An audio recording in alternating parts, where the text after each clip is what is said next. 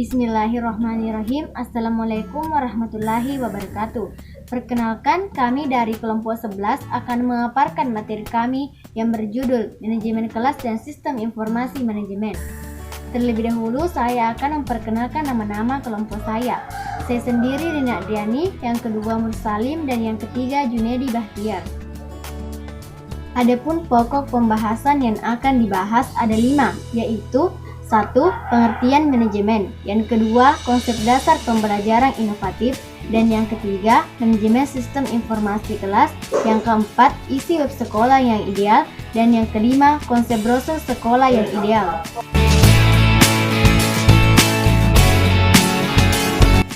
Pengertian manajemen kelas. Menurut Mr. Weber, manajemen kelas didefinisikan sebagai complex of teaching behavior of teacher efficient instruction, yang mengandung pengertian bahwa segala usaha yang diarahkan untuk mewujudkan suasana belajar yang efektif dan menyenangkan, serta memotivasi murid agar dapat belajar dengan baik. Sedangkan menurut Mulyasa, mendefinisikan manajemen kelas sebagai keterampilan guru untuk menciptakan iklim pembelajaran yang kondusif dan mengendalikannya jika terjadi gangguan dalam pembelajaran. Nah, berdasarkan kedua pendapat para ahli tersebut, dapat kita simpulkan bahwa manajemen kelas merupakan usaha sadar untuk mengatur kegiatan proses belajar mengajar secara sistematis yang mengarah pada penyiapan sarana dan alat peraga, pengaturan ruang belajar, mewujudkan situasi atau kondisi proses belajar mengajar yang berjalan dengan baik dan tujuan kurikuler dapat tercapai. Konsep dasar metode pembelajaran inovatif. Kata pembelajaran adalah terjemahan dari instruction yang banyak dipakai di dalam dunia pendidikan. Kata inovatif berasal dari kata sifat bahasa Inggris inovatif. Kata ini berakar dari kata kerja to innovate yang mempunyai arti menemukan sesuatu yang baru. Program pembelajaran inovatif adalah program pembelajaran yang langsung memecahkan permasalahan yang sedang dihadapi oleh kelas berdasarkan kondisi kelas. Pada gilirannya, program pembelajaran tersebut akan memberi sumbangan terhadap usaha peningkatan mutu sekolah secara keseluruhan. Pembelajaran yang inovatif diharapkan mampu membuat siswa yang mempunyai kapasitas berpikir kritis dan terampil dalam memecahkan masalah, dan untuk memainkan fleksibel dan kemauan berkompromi dalam mencapai tujuan bersama. Bagian C. Manajemen sistem informasi sekolah. Sistem informasi adalah sebuah sistem yang mempunyai fungsi untuk mengumpulkan, memproses, menyimpan, menganalisis, dan menyebarkan informasi untuk tujuan yang spesifik. Sedangkan menurut Bonner dan Hopwood, sistem informasi adalah kumpulan perangkat keras dan lunak yang dirancang untuk mentransformasikan data ke dalam bentuk informasi yang berguna. Dalam menghadapi globalisasi, dunia pendidikan Indonesia, khususnya sekolah, harus secepatnya berbenah diri dalam meningkatkan sistem informasi guna menunjang daya saing sumber daya manusia yang dihasilkan oleh lembaga pendidikan tersebut. Sistem informasi yang akan diciptakan harus seimbang antara infrastruktur teknologi yang tersedia dengan kemampuan sumber daya manusianya, sehingga tidak terjadi ketimpangan yang sangat jauh dan sistem informasi tidak terwujud secara signifikan dalam menunjang kuantitas maupun kualitas pendidikan secara mendasar. Tujuan informasi manajemen sekolah.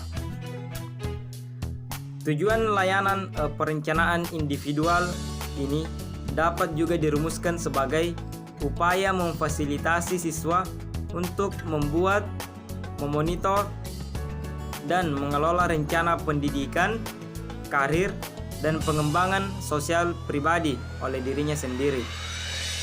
Isi atau materi perencanaan individual adalah hal-hal yang menjadi kebutuhan siswa untuk memahami secara terkhusus tentang perkembangan dirinya sendiri.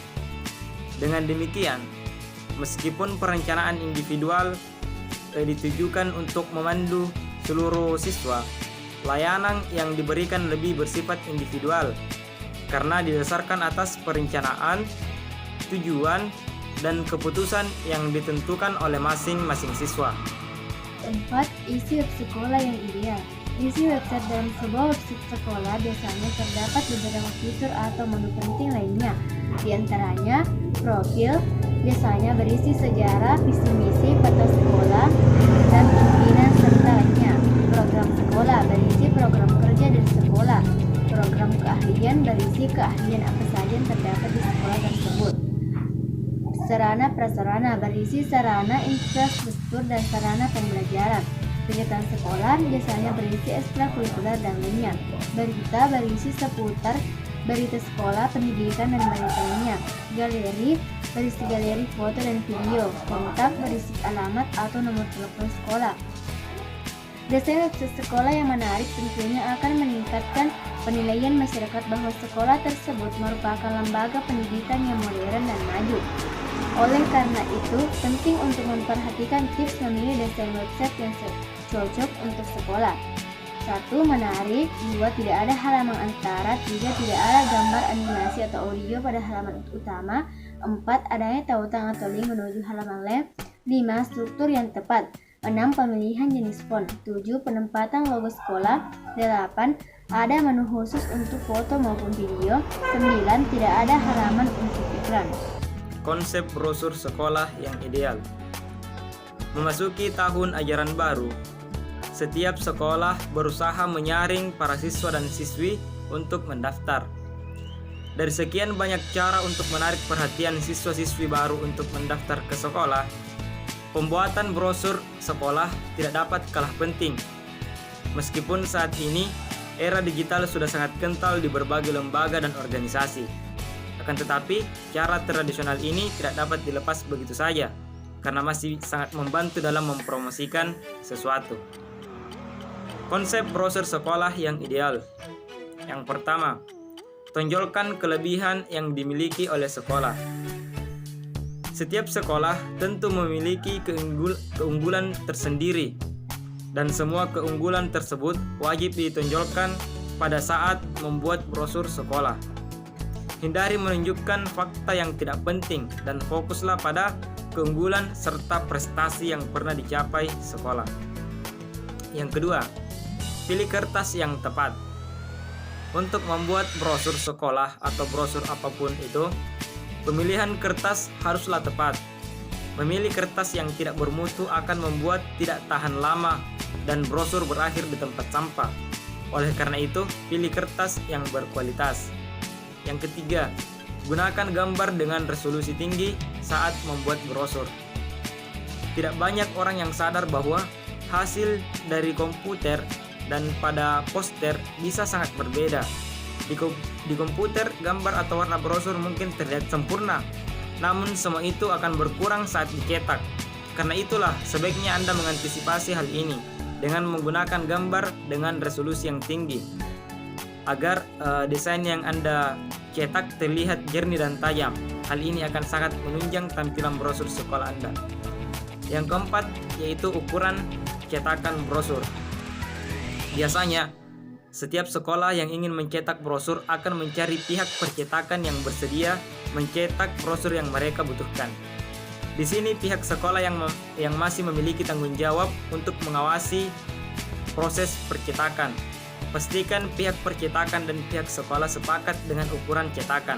Sedikit saja kesalahan pada ukuran cetakan, maka desain brosur akan berantakan.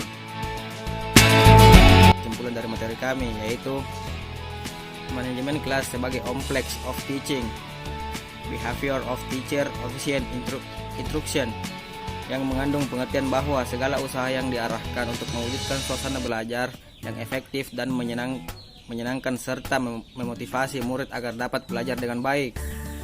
Program pembelajaran inovatif adalah program pembelajaran yang langsung memecahkan permasalahan yang sedang dihadapi oleh kelas berdasarkan kondisi kelas. Pada gilirannya, program pembelajaran tersebut akan memberi sumbangan terhadap usaha peningkatan mutu sekolah secara keseluruhan. Sistem informasi adalah sebuah sistem informasi yang mempunyai berfungsi mengumpulkan, memproses, menyimpan, menganalisis, dan menyebarkan informasi dan untuk tujuan yang spesifik. Itulah tadi pemaparan materi dari kelompok kami. Lebih dan kurangnya mohon dimaafkan. Wassalamualaikum warahmatullahi wabarakatuh.